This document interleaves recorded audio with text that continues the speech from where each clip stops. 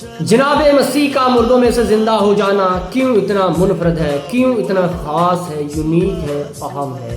जबकि दीगर अम्बिया ने भी तो मुर्दों को ज़िंदा किया, वो भी तो मुर्दों में से ज़िंदा हो गए, लेकिन जनाब मसीह का मुर्दों में से ज़िंदा हो जाना क्यों इतना यूनिक है, ख़ास है।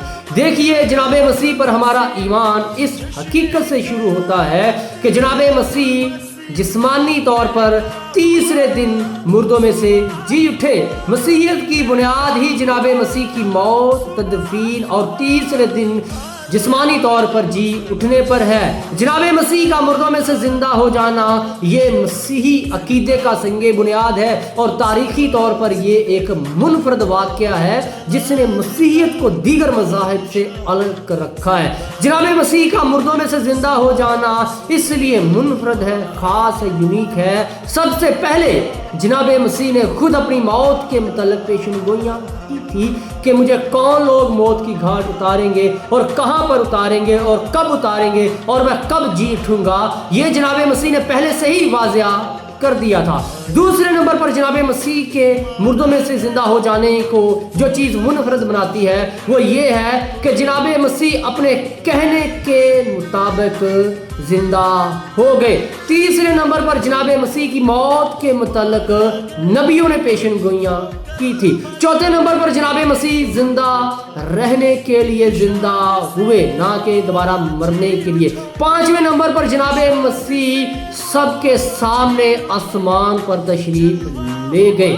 छठे नंबर पर जनाब मसीह ने खुद कहा था कि मुझे अपनी जान देने का भी इख्तियार है और वापस लेने का भी इख्तियार है। यही चीज़ें जनाब मसीह के ज़िंदा हो जाने को मुनफरद बनाती हैं, यूनिक बनाती हैं। वो लोग जिनको नबियों ने ज़िंदा किया था, ये लोग इनको इसलिए ज़िंदा किया गया था ताकि नबी के पैगाम की तस्दीक हो सके, नबी की तस्दीक हो सके कि आया वाकई ही ये नबी खुदा की तरफ से भेजा गया है, इसके मुंह में खुदा का कलाम है। बाद में उन लोगों ने नबियों को तस्लीम किया और इकरार किया कि हाँ, इन नबियों के मुंह में वाकई ही परवरदिगार का कलाम है। वो लोग जिनको जिंदा किया गया वो दोबारा फिर अपनी कब्रों के अंदर चले गए और जिन्होंने जिंदा किया था वो भी इस दुनिया से रुखसत हो गए।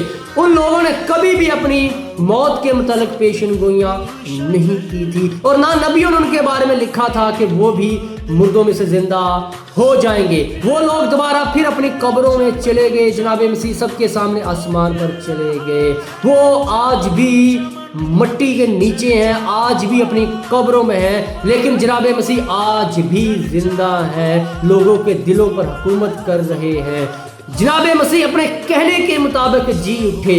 वो लोग अपने कहने के मुताबिक नहीं जी उठे बल्कि खुदा की कुदरत से नबियों ने उनको जिंदा किया था। दीगर मज़ाहिब के बानी और मुसल्लिहीनों, मुरसलीनों, मुक़द्दसीन पैदा हुए और वो दोबारा मिट गए, उनके ख्यालात मिट गए, उनके एतक़ादात मिट गए, उनके जज्बात मिट गए, वो हरफ़े गल्त की तरह गुम हो गए, वो राके पारीना में किसी काम के ना रहे। आज दुनिया उनको भूल चुकी है, उनको याद नहीं रखती, लेकिन जनाब मसीह जिंदा हैं जो लोगों के दिलों पर हुकूमत कर रहे हैं। जनाब मसीह का मुर्दों में से जिंदा हो जाना ये कोई मोजज़ा नहीं है बल्कि ये डिवाइन अथॉरिटी थी, ये इलाही इजहार था। मोजज़ा यही होता है कि किसी की आंखें ठीक कर देना, किसी का बाजू ठीक कर देना, किसी का कोढ़ दूर कर देना। ये आम मर्रा की ज़िंदगी में रोज़ होता रहता है, लेकिन ये मोजज़ा नहीं है, ये मोजज़े से भी बढ़कर है। ये डिवाइन अथॉरिटी है, ये आला अथॉरिटी का इजहार किया है जनाब मसीह ने। तो जनाब मसीह का मुर्दों में से जिंदा हो जाना इसलिए मुनफरद है कि जनाब मसीह अपने कहने के मुताबिक जिंदा हो गए।